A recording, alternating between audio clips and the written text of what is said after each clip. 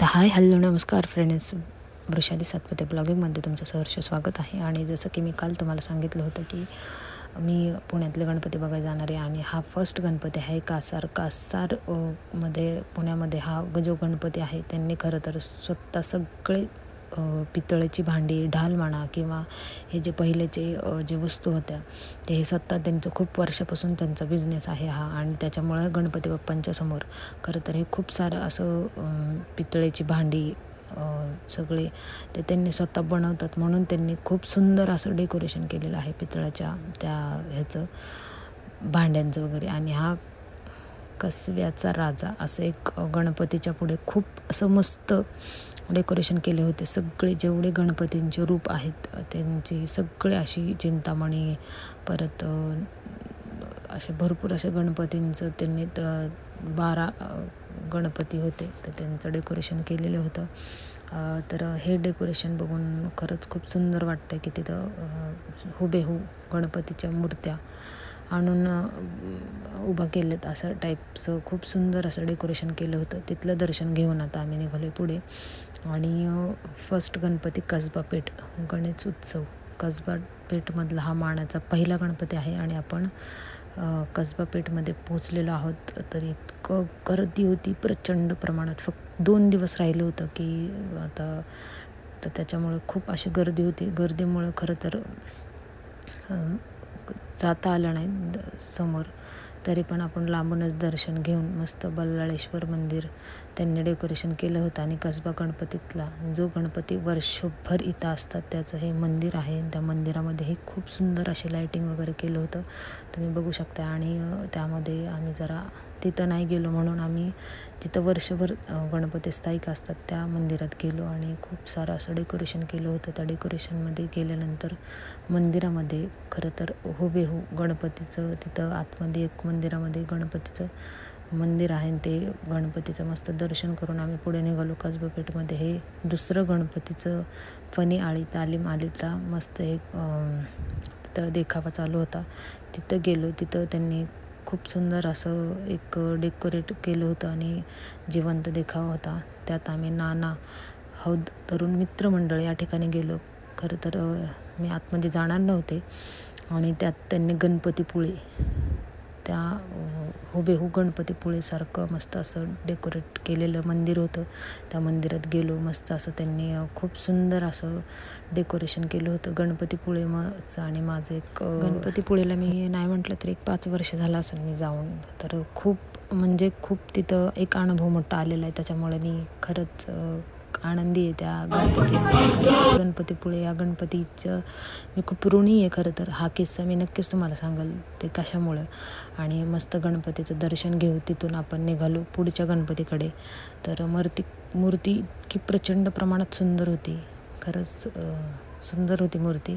तिथून आपण निघालं झाल्यानंतर हे श्रीमंत दगडूशेठ हलवाई गणपतीकडे. तर तिथंही खूप प्रचंड प्रमाणात गर्दी होती आणि लहान मुलं वगैरे खूप डेंजर. तर हे मंदिर आहे. वर्षभर बाप्पा इथं असतात. श्रीमंत दगडूशेठ हलवाई मंदिर वर्षभरात आपण तिथं बाप्पांना बघतो. आज बाप्पांचं खूप सुंदर अशा पद्धतीत त्यांनी डेकोरेशन केलेलं आहे. आणि केरळमधलं हे खरं तर पद्माश्री स्वामी मंदिराचं हुबेहू डेकोरेट केलेलं आहे. आणि त्यात बाप्पांची मूर्ती खूप सुंदर अशी तेजस्वी मूर्ती आहे. खरं तर बाप्पांचे खूप असे अनुभव आहेत की ज्याला कळलं त्यालाच कळलं.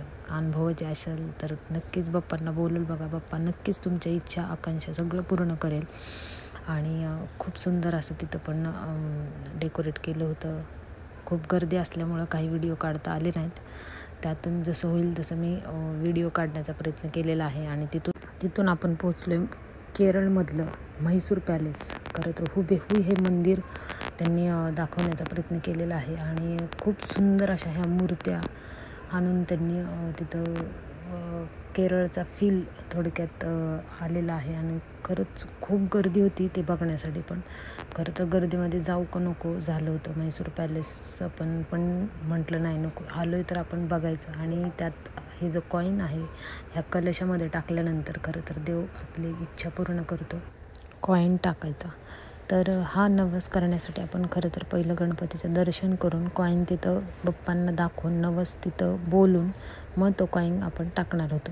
तर त्याच्यामुळं मला पण बघायचं होतं की बाप्पा माझी इच्छा पूर्ण करणार आहेत की नाही. तिथं तुम्ही जाऊन आलात का नाही नक्की मला कमेंट करून सांगा. आणि बाप्पांचं दर्शन घेण्यासाठी आम्ही पुढं आलेलो आहोत लाईनीच्या.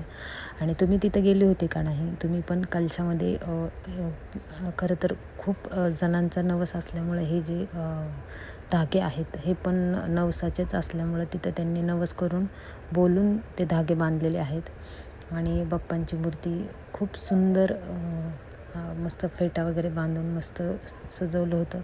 आणि मलाही खूप सुंदर मस्त असं दर्शन मिळालेलं आहे. दर्शनाला खूप गर्दी असल्यामुळे व्हिडिओ काढता आला नाही, त्यातूनही प्रयत्न करून मी मस्त व्हिडिओ काढण्याचा प्रयत्न केलेला आहे. आणि बाप्पांना नवस बोलून कॉईन मी माझ्या हातात घेतलेला आहे. आता आपण बघूया नवस तर केला आहे, पण आता कॉईन माझा पडतो की नाही.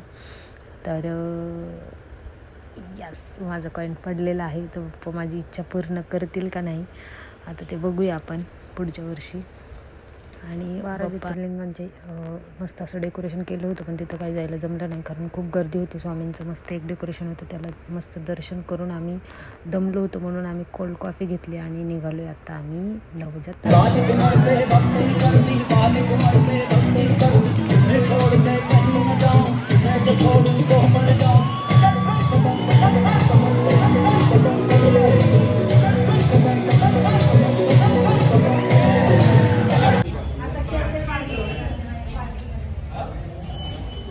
आता सध्या पुण्यामध्ये जे सगळ्यात ट्रेंडिंगचा देखावा आहे तो ताईंनी कोरिओग्राफ केलेला आहे डान्स. आणि विनोद भुट्टे यांनी खरं तर सगळं पूर्ण थीम बसवलेली आहे आणि खरंच खूप सुंदर आहे.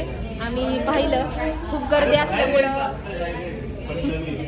भिवून मी मागच भेटले आणि खरंच छान वाटलं. तुम्ही पण सगळे नक्की या.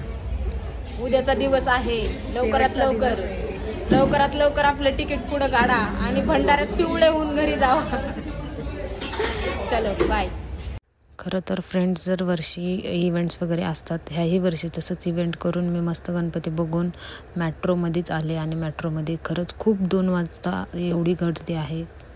मित्रांनो खरंच सेफमध्ये जा आणि काळजी घ्या. आणि माझा ब्लॉग नक्की कसा वाटला नक्कीच कमेंट करून सांगा. तर भेटूया आपण आता माझ्या दुसऱ्या ब्लॉगमध्ये. तोपर्यंत नक्कीच लाईक शेअर आणि सबस्क्राईब करायला